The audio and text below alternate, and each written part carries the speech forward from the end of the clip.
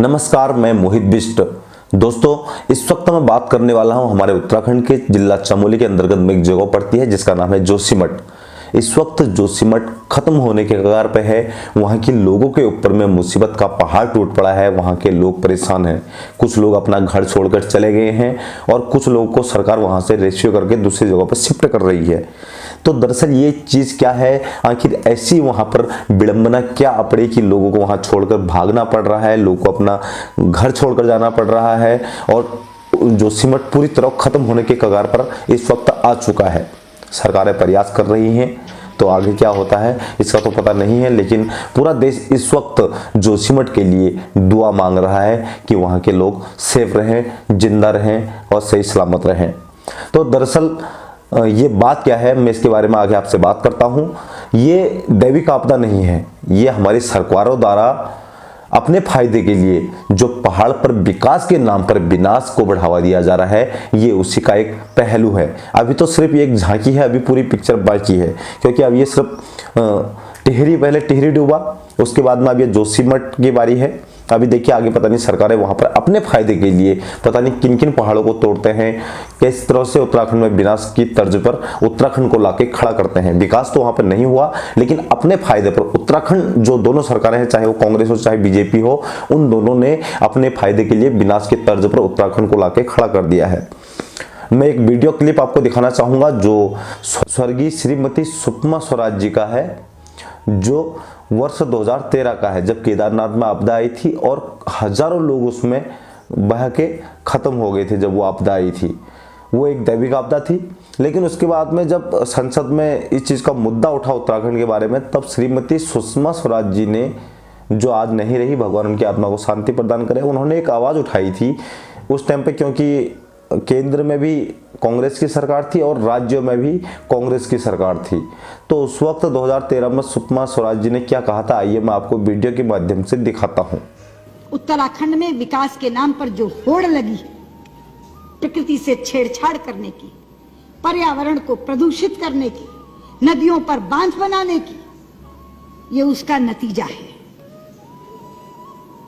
हम किसके लिए विकास कर रहे हैं? हम अरबों खरबों रुपया खर्च करके विकास करते जाते हैं। प्रकृति एक दिन क्रोधित होती है और ऐसी विनाश लीला करती है कि सब कुछ तबाह कर जाती है। कब आंखें खुलेंगी हमारी? क्या इस त्रासदी के बाद भी नहीं? क्या इस आपदा के बाद भी नहीं? ये उस वक्त की बात थी, लेकिन आज भी जब बीजेपी सरकार है केंद्र में भी और राज्यों में भी, इन लोगों ने उस कार्य को रोकने के बजाय में उनकी बातों के ऊपर गौर न करते हुए आज और तेजी से कार्य शुरू कर दिया है विकास के नाम पर। जहां अलवेदर रोड के नाम पे, विद्युत जल परियोजना के नाम पे या 4 लाइन रोड के नाम पे वहां पर तेजी से काम शुरू कर दिया है, क्योंकि इन्हें वहां पर टूरिस्ट को बढ़ावा देना है और अपना कार्य आगे को फायदा लेना है। लेकिन जहां आज गांव में सड़कें नहीं है, वहां कच्चे सड़क तक नहीं दिए जा रहे हैं, क्योंकि वहां पर सरकार को कोई फायदा नहीं है। जहां पर सरकार को खुद के फायदे नजर आ रहे हैं, वहीं पर सरकार काम कर रही है।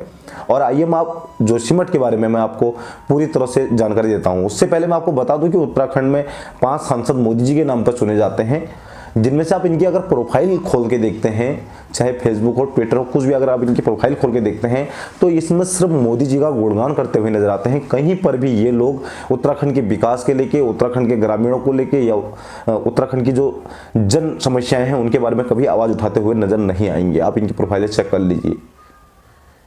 तो धन्यवाद। वीडियो अपने और मित्रों को शेयर कीजिए और देखिए। उत्तराखंड के जोशीमठ में भू धसाव की घटनाएं मुसीबत बन गई हैं। जोशीमठ हिमालयी क्षेत्र के अंतर्गत उत्तराखंड के गढ़वाल हिमालय में 1890 मीटर की ऊंचाई पर है। यह एक छोटा सा शहर है। यहाँ की आबादी 20,000 से भी ज़्यादा है।